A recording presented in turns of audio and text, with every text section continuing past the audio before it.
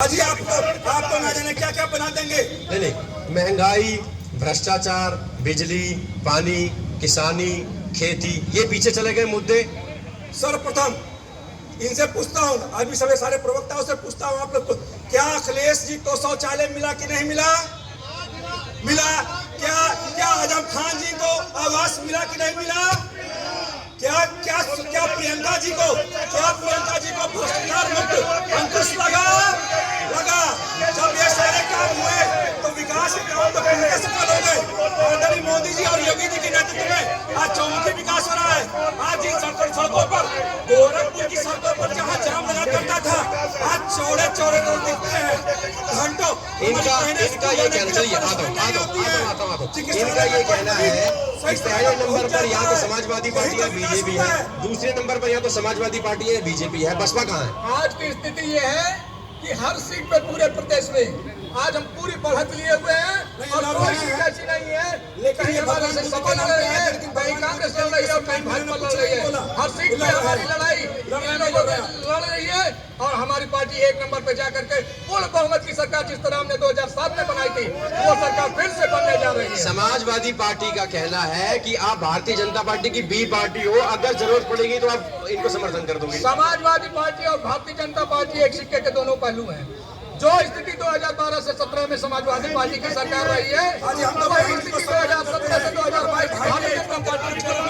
जनता जनार्दन है, जनता को वोट डालना है, जनता के बीच मुझे जाना होगा और जनता से कटोलेंगे मन। आप खड़े होइए, आप अपना नाम बताइए, कहाँ पर आप रहते हैं और जो प्रवक्ता दावा कर रहे हैं उसमें कितना? जी, मैं इसी गोरखपुर शहर विधानसभा का रहने वाला हूँ। अभी समाजवादी पार्टी के प्रवक्ता ने कहा कि जो विकास हुआ गोरखपुर में 2012 से 17 में हुआ। मैं पूछना चाहता हूं, गोरखपुर में कितने विश्वविद्यालय की स्थापना हुई? नाम बदलने का काम, मदन मोहन मालवीय यूनिवर्सिटी का नाम बदलने का काम। अब मैं बताता हूं भाजपा के काम। आप चले जाइए, गोरखपुर में 2 विश्वविद्यालय का शिलान्यास। यहाँ जंगल कोड़िया में राजकीय महाविद्यालय, स्पोर्ट स्टेडियम, ये सब किसके विकास हैं? और ये क्या कर रहे हैं? आप खड़े होइए, आप अपना नाम बताइए और यहाँ स्थानीय मुद्दे क्या? सुशील चंद सहानी एडवोकेट नाम है मेरा। मैं भाई सोनू सिंह से एक सवाल पूछना चाहता हूँ। सोनू सिंह भैया मेरा जवाब दे दीजिए। आपके सहयोगी दल आपका मुख्यमंत्री और के भाजपा के विधान परिषद सदस्य संजय निषाद जी ने प्रभु राम के जन्म पर सवाल खड़ा कर दिया। आप उनके सवाल पे उनके साथ है कि नहीं है?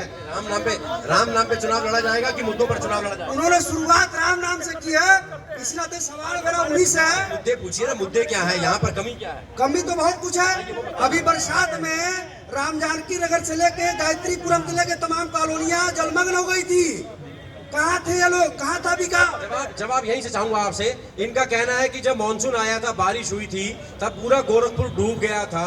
लाखों लोग, हजारों लोग बेघर हो गए थे, पानी में फंसे रहे 2-4 महीने तक। तब कोई उनका हालचाल जानने नहीं आया। इसका जवाब देखिए वो तो भाई हम भगवा वाले, वो लाल वाले, हम तो कह रहे हैं ये भी आ जाए, इनको भी भगवा कर देंगे। अरे जवाब दो,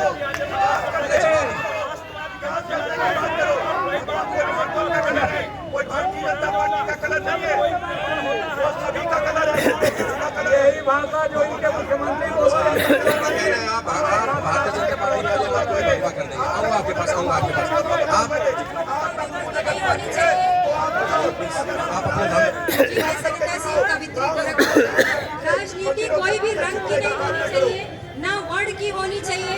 यहाँ पर राजनीति रंग की हो रही है कि सबको भगवा कर देंगे। अरे हमारी इच्छा हम सफेद पहने, हमारी इच्छा हम काला पहने। सुना दीजिए, इसी बात पर कुछ सुना दीजिए, क्रांतिकारी कुछ सुना दीजिए। तो ये बहुत गलत है कि जाति धर्म में, हिंदू मुसलमान में और जाति धर्म में आप बांटने का काम कर रहे हैं। आपकी सोच समतावादी होनी चाहिए। यदि आप शिक्षित हैं, राजनेता हैं और आप ऊपर बढ़ने की कोशिश करते हैं तो सबका साथ और सबका विकास, जैसा कि आपने कहा, तो जब तक आपको हमारा साथ नहीं मिलेगा आपका विकास कभी नहीं हो सकता।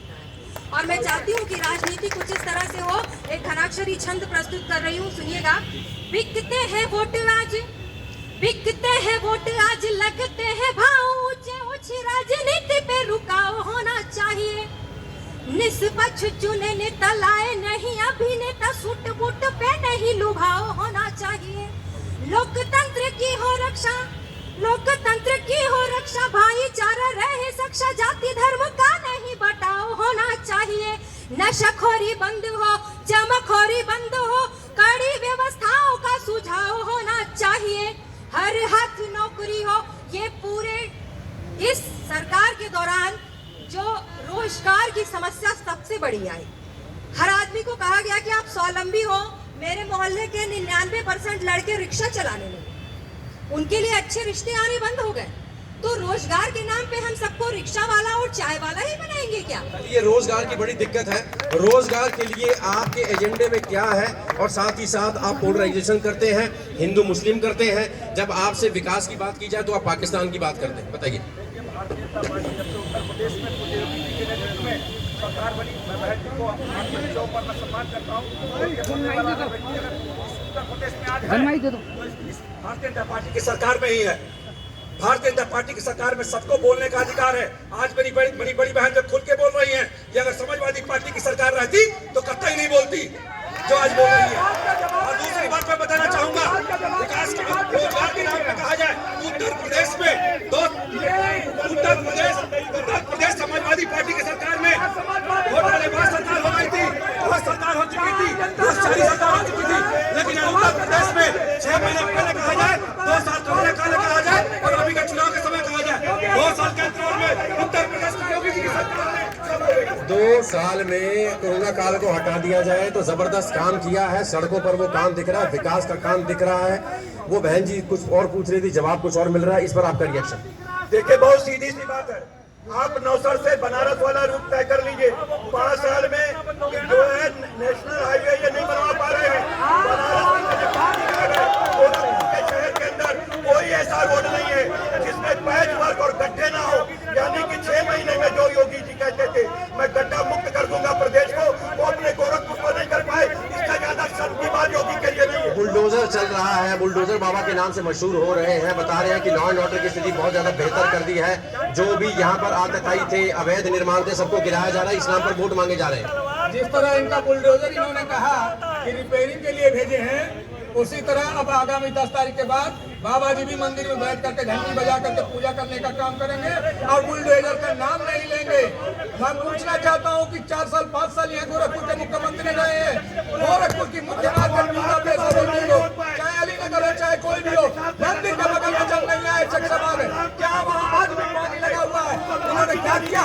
आज गोरखपुर में जाम की समस्या दिखती है, एक फ्लाईओवर बनाने का काम नहीं किया 5 साल में। एक फ्लाईओवर नहीं बना पाए, एक फ्लाईओवर नहीं बनवा पाए। चलिए आता हूँ एक एक करके मैं आपसे सुनिए साकेत जी, सवाल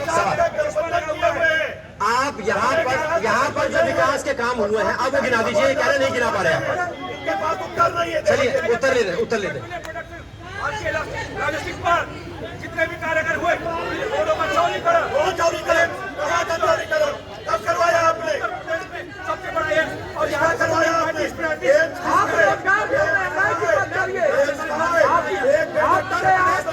वैक्सीनेशन हुआ है क्या? आप लोग बताइए, आप लोग कभी सड़कों पर उतरे? चिकित्सा के लिए आप लोग उतरे नहीं? शिक्षा की बात करिए, हमारी सरकार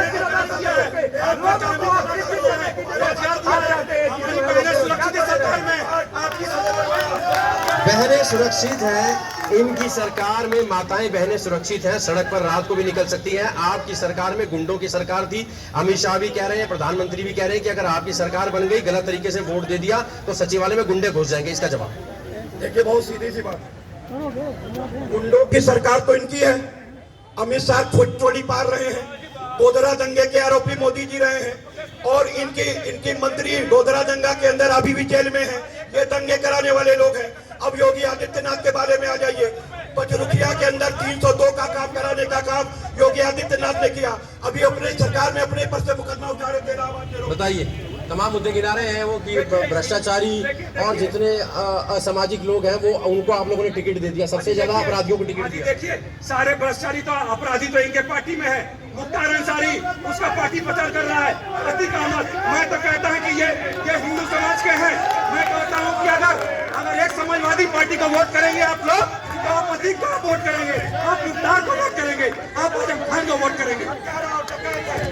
भारतीय यहाँ पर डबल इंजन की सरकार में बहुत विकास हुआ। ये भी दावा किया जा रहा है कि डबल इंजन की सरकार थी, अगर वोट देने में गड़बड़ी की तो सरकार सिंगल इंजन की रह जाएगी, केंद्र से पैसा नहीं आएगा, कहां से फंड आएगा, कहां से विकास होगा।